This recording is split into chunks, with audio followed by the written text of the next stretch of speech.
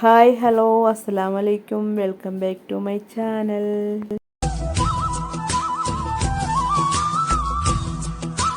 ഇന്ന് നമുക്ക് തിരുവനന്തപുരം ഭാഗത്തേക്ക് സദ്യയുടെ കൂടെ വിളമ്പുന്ന സ്വീറ്റ് ബോളിയുടെ റെസിപ്പി കണ്ടാലോ. ബോളിയും പാൽപ്പായസവും കൂടെ കഴിക്കാൻ ഇഷ്ടപ്പെടാത്തവരായിട്ട് ആരും ഉണ്ടാവില്ല. നല്ല സോഫ്റ്റ് ബോളി എങ്ങനെ തയ്യാറാക്കാമെന്ന് നോക്കാം. ബോളി ഉണ്ടാക്കാൻ ഒരു പാത്രത്തിലേക്ക് 1.5 കപ്പ് മൈദ ഇട്ട് കൊടുക്കാം.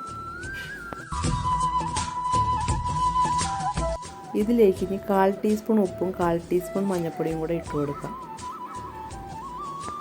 ഇനി കൈകൊണ്ട് നന്നായിട്ട് മിക്സ് ചെയ്തതിന് ശേഷം കുറേശ്ശെ വെള്ളം ഒഴിച്ച് ഇതൊന്ന് കുഴച്ചെടുക്കാം. കട്ടിയിൽ ചപ്പാത്തിക്കൊക്കെ കുഴക്കുന്ന രീതിയിൽ ഇതൊന്ന് കുഴച്ചെടുക്കാം.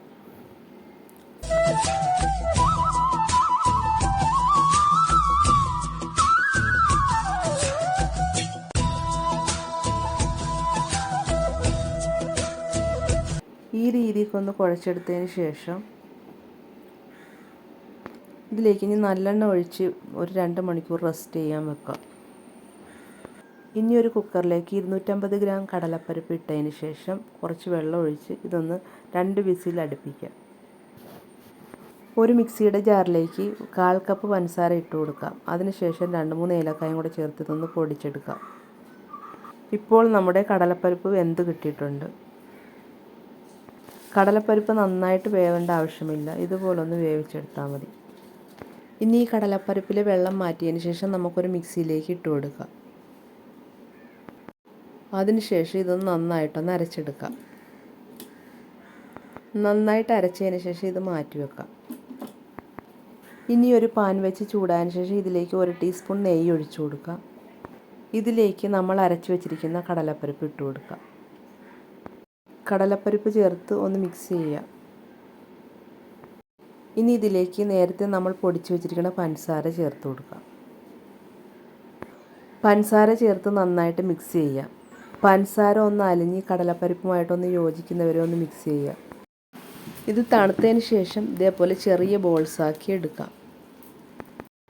ഇതുപോലുള്ള ബോൾസ് തയ്യാറാക്കി എടുക്കാം.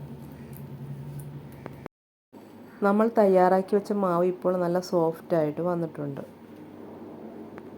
ഇനി ഇതിലുള്ള എണ്ണ ഒരു പാത്രത്തിലേക്ക് മാറ്റാം.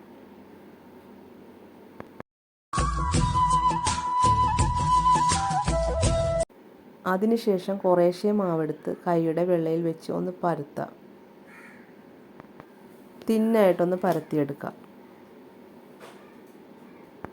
ഇനി നമ്മൾ തയ്യാറാക്കി വെച്ച കടലപ്പരിപ്പിൻ്റെ ബോൾസ് ഓരോന്നും ഇതിലേക്ക് വെച്ച് ഇതൊന്ന് നല്ലതുപോലെ കവർ ചെയ്തെടുക്കാം. ഒട്ടും ക്യാപ്പ് വരാതെ ഇതുപോലെ നന്നായിട്ടൊന്ന് കവർ ചെയ്തെടുക്കാം. അതിനുശേഷം എക്സ്ട്രാ വരുന്ന മാവ് ഇങ്ങനെ ഇതുപോലെ ഒന്ന് കട്ട് ചെയ്ത് മാറ്റാം. ഇതുപോലെ എല്ലാം ഒന്ന് തയ്യാറാക്കി എടുക്കാം. ഇനി ഓരോ ബോൾസും അരിപ്പൊടിയിൽ മുക്കിയതിന് ശേഷം കൈകൊണ്ടൊന്ന് പരത്തിയതിന് ശേഷം ഇതുപോലൊന്ന് പരത്തിയെടുക്കാം. ഇതുപോലെ പരത്തിയെടുക്കാം. പൊട്ടിപ്പോകാതെ നല്ല തിന്നായിട്ടൊന്ന് പരത്തിയെടുക്കാം. ഇതാ ഈ ഒരു രീതിയിൽ പരത്തിയെടുത്തിട്ടുണ്ട്. ഇനി ഇത് കുക്ക് ചെയ്തെടുക്കുക. അതിനായിട്ടൊരു പാൻ വെച്ച് ചൂടായതിന് ശേഷം തയ്യാറാക്കി വെച്ച ബോളി ഇട്ട് കൊടുത്തതിന് ശേഷം ഒന്ന് ചൂടായതിന് ശേഷം ഇതിൻ്റെ പുറത്തേക്ക് നെയ്യ് തടവി കൊടുക്കുക. ലോ ഫ്ലെയിമിലിട്ട് വേണം ഇത് കുക്ക് ചെയ്യാനായിട്ട്. ഒരു വശം ഒന്ന് മൂത്ത് വന്നാൽ തിരിച്ച് മറിച്ച് വിട്ട് ഇതൊന്ന് കുക്ക് ചെയ്യാം. ഇതുപോലെ എല്ലാം ചുട്ടെടുക്കാം.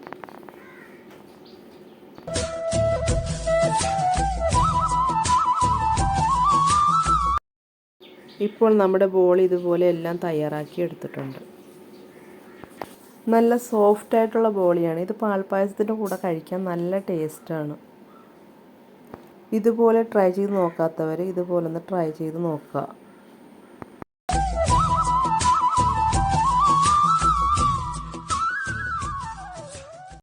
വീഡിയോ ഇഷ്ടപ്പെട്ടെങ്കിൽ ലൈക്ക് ചെയ്യാനും ഷെയർ ചെയ്യാനും സബ്സ്ക്രൈബ് ചെയ്യാനും കമൻറ്റ് ചെയ്യാനൊന്നും മറന്നു പോകരുത്. പുതിയൊരു വീഡിയോ ആയിട്ട് വീണ്ടും കാണാം. Thank you for watching.